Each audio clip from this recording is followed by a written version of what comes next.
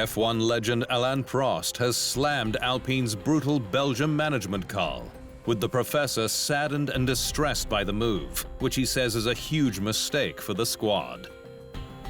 Spa saw Alpine's incoming vice president of motorsports, Bruno Firmin, gut the outfit over a mismatch on both timeline and methods, with team boss Otmar Safnauer and sporting director Alain Prost given just the weekend to wrap up, while technical director Pat Fry also left, bound for Williams as its new chief technical officer.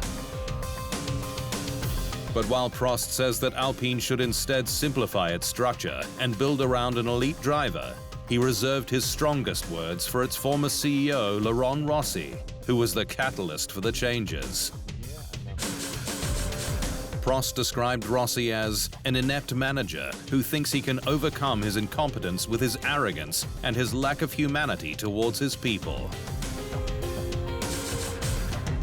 Firmin, who reports to Alpine's new CEO Philippe Krief, will oversee the squad until a new team boss is found. Max Verstappen's third straight crown may be inevitable, given Belgium was his 8th straight win, 10th for the season and 45th overall. But the earliest he can clinch it is at next month's Singapore Grand Prix. The Dutchman goes into F1's traditional summer break with a huge 125-point lead over his Red Bull teammate Sergio Perez, and needs 207 for the title in Singapore, 181 in Japan, and 147 in Qatar. Verstappen's 314-point haul ensures he's well on the way to breaking his own record for most points in a season, which he set last year en route to breaking the record for most wins in a season, 15. The Dutchman's last 2 seasons are both in the top 5 for most points, ahead of Sir Lewis Hamilton and Sebastian Vettel in their own dominant championship runs in the 2010s. Verstappen heads home to Zandvoort on a hot streak, with all sprint and race wins secured since Azerbaijan in April, an almost 4-month-long golden run that is yet to be broken.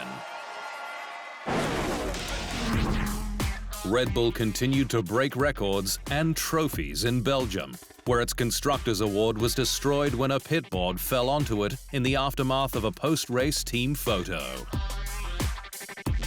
It was the second trophy crunch in as many races, with Max Verstappen's $45,000 porcelain prize busted in Budapest, after McLaren's Lando Norris did his traditional podium champagne bump. Red Bull Motorsport consultant Dr. Helmut Marko says Sergio Perez's seat is safe for 2024 as long as he remains second in the standings, with the Mexican more relaxed behind the wheel now that he's woken up from his dream of fighting for the title.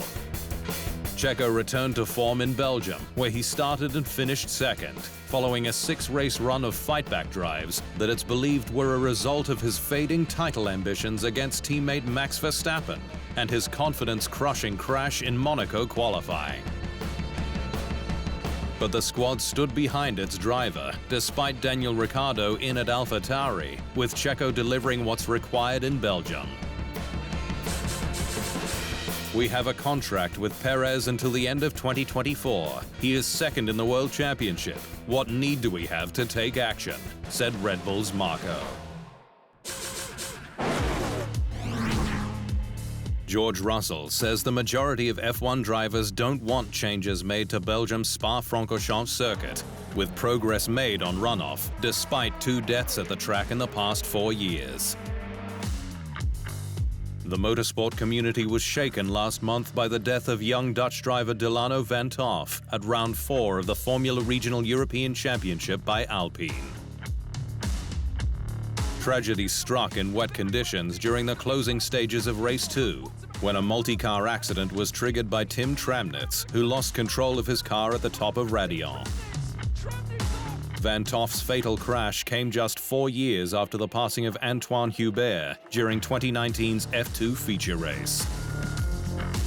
But while F1 drivers like Aston Martin's Lance Stroll have called for rapid changes to the track, GPDA Director Russell says the majority of the grid are adamant it's not needed. There's not really any short-term solution. I personally think Spa is safe enough. We just need to find a solution for visibility, said the Mercedes driver. There were visible changes at Ferrari in Belgium, with the Italian marque's former racing director Laurent Mekies gone in preparation for his move to Red Bull's sister team, the yet-to-be rebranded AlphaTauri. Mekies, who is set to replace veteran boss Franz Tost from 2024, was at Ferrari for almost 5 seasons. The Scuderia has since reshuffled its F1 operations, with Maranello veteran Diego Iaverno promoted to become its new sporting director with immediate effect. Iaverno, who liaises with the FIA, reports directly to team boss Frédéric Vasseur and has joined head of track engineering Matteo Tognonali and strategist Ravin Jain on the pit wall. Staying with Ferrari, whose team boss Frédéric Vasseur says the brand needs both time and deep analysis to sort its issues for the second half of the season. It's now over a year since Ferrari won a race, but the Italian marque looks a long way off a comeback with strategic and pit blunders in recent races. But Vasseur, in a chat with official podcast F1 Nation, says that the price for mistakes has skyrocketed in recent years. It's small details, but at the end, each time it's 5 seconds, 10 seconds, and it's not anymore as it was 5 years ago when with 5 seconds it was nothing to do on the classification. Today, 5 seconds, you are losing 2 or 3 positions on track, and it's another race.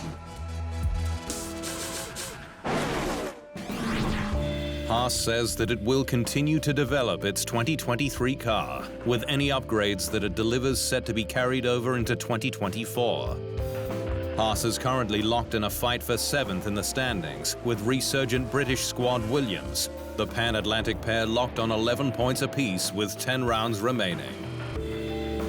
But while other teams are rapidly switching resources to next season, Haas boss Günther Steiner says he's happy to keep the hammer down, with development applicable to both programs. We've decided to continue with this year's car development to really understand our problems and where we need to put effort into making the car better for next year, he said. Red Bull team boss Christian Horner says his squad was several $1 million below the cost cap last year due to a reduced damage and development bill, with the FIA set to publish results soon. F1's cost cap remains a hot topic, with teams needing to employ careful financial management to stay within the constraints, with 2022's limit set at $140 million and 2023 at $135 million. But the FIA had to reiterate the ongoing process of its financial regulations certification last month, in stamping out rumors that breaches had been detected at up to 3 teams in 2022. Red Bull, however, says it overestimated its costs last year. We were several million below the cost cap last year because accident damage and development, they're huge costs, he said.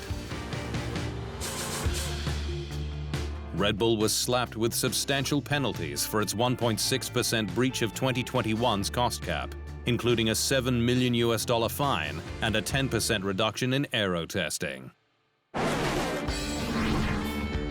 Mercedes says that it's focusing on all-out performance and development potential on next year's car, in a bid to take on Red Bull at the front, with the squad no longer having to firefight problems.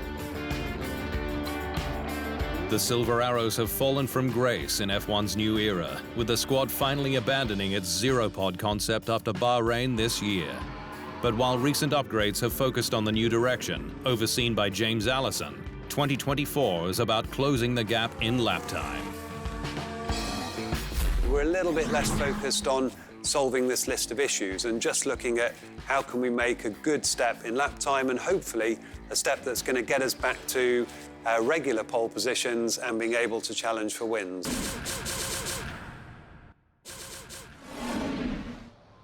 Thanks for watching. To stay up to speed on all things Formula One, make sure you hit the subscribe button.